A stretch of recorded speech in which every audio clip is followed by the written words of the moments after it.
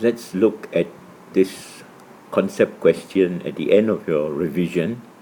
Uh, you will begin to see how important it is to understand the concept of a system and surroundings in thermodynamics. We are confronted now with a question: is it possible to cool a kitchen by keeping a refrigerator door partially open? On first sight, it might seem quite an innovative idea that cool air from the refrigerator can be used to cool a kitchen. Unfortunately, things are not that simple. Now, let's look first at the example, the sketch drawn here. This is where a refrigerator shown in plan view is closed, and notice the surroundings and the system are separated by the boundary.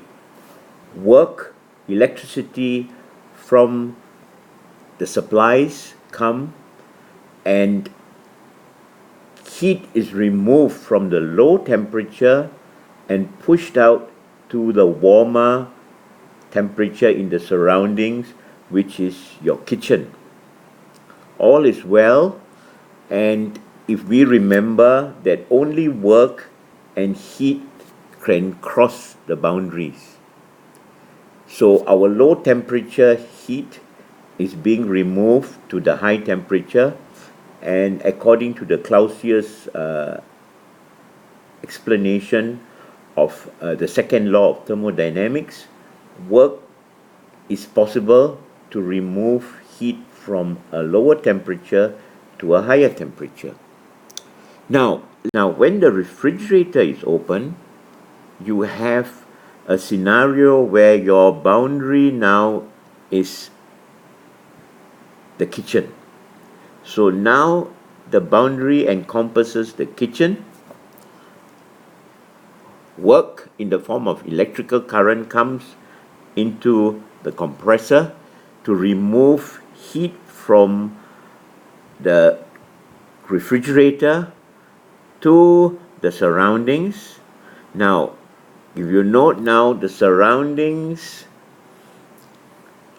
are linked together, and the heat now travels back into the low temperature zone, and eventually you have this vicious cycle of work coming in and removing the heat, and eventually what is going to happen, your kitchen will in fact become warmer than before, because work comes in and heat recirculates within. Low temperature goes to high temperature. Eventually you're going to get a scenario where the temperature is much higher than originally it was. You will in fact damage your fridge. So let's look at the diagram for the surroundings and the boundary, and you can see the system inside here and the surroundings are separated by these dotted lines.